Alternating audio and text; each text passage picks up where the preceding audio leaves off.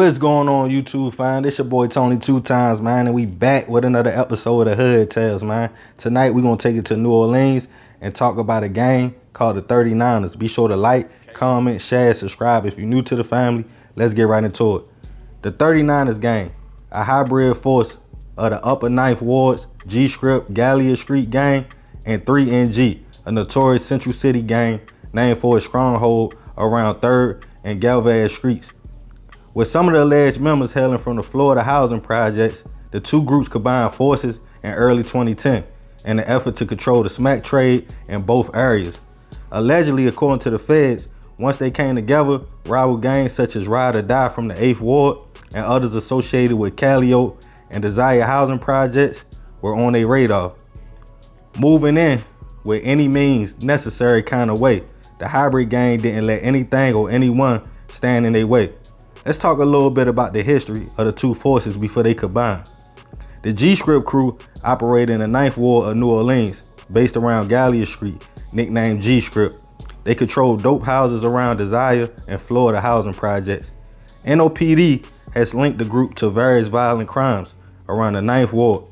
Now 3NG gang, 3rd and Galvez, really had the streets shook. They operated in the Central City neighborhood of New Orleans and were feared by many.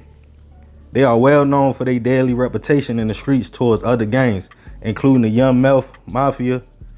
The gang originated 3rd and Galvez Street near the alot projects in the early 2000s.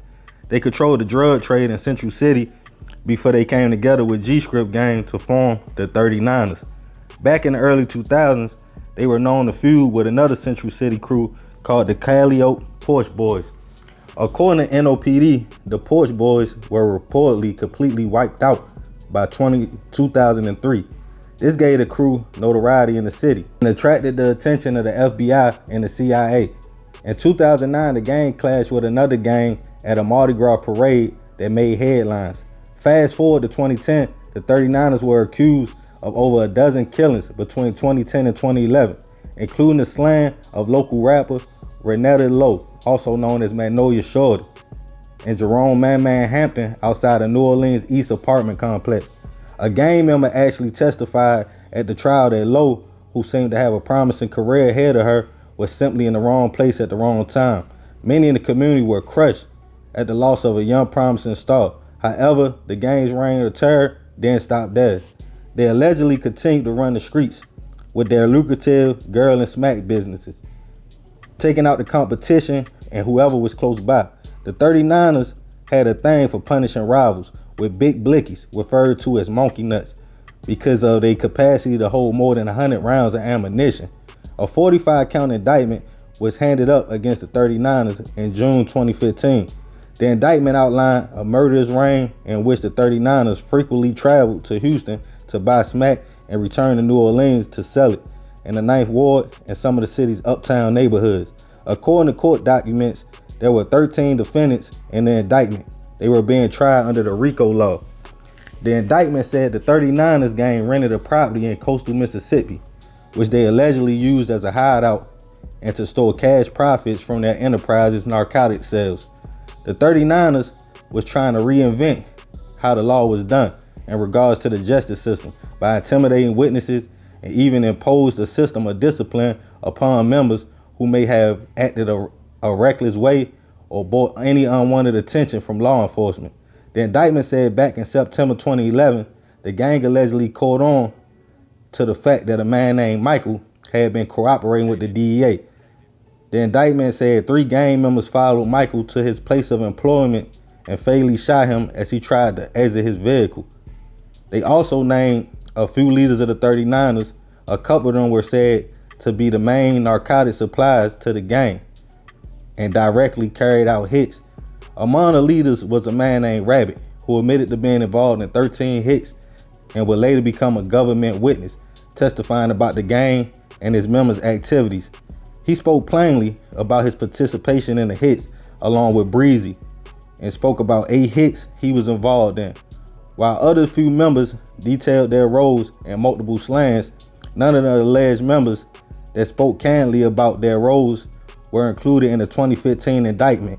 They actually testified against the 13 defendants. which led to 3 pleading guilty to 10 and 10 going to trial. All 10 were found guilty of racketeering. 4 were found guilty of killings that included the death of Magnolia Shorty.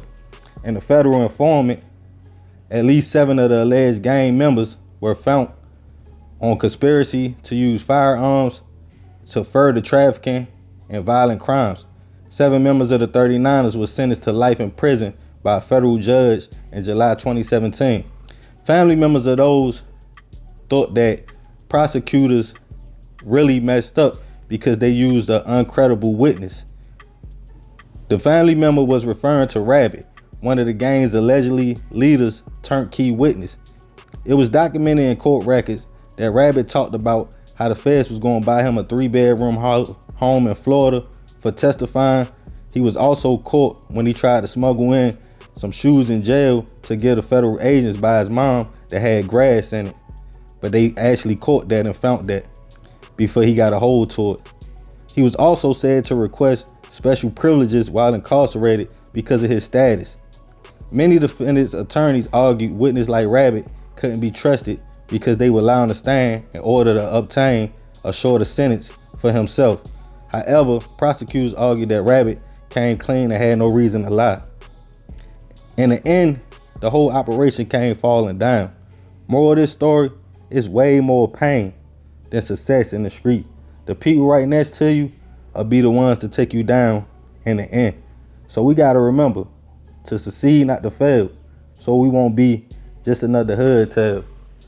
Man, this crazy story, man. Salute to New Orleans, you feel me? Like, it's crazy though, because they were so organized, you know what I mean? They had stash houses outside the city.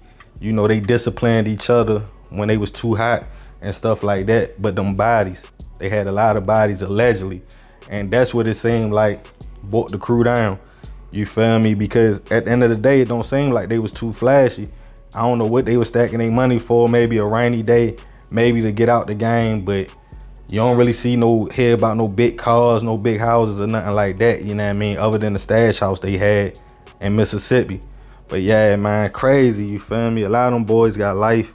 You know, it was a lot of them that got indicted. Some of them got different times. So yeah, man, I'm sure we could talk to them. They'll let you know it ain't worth it.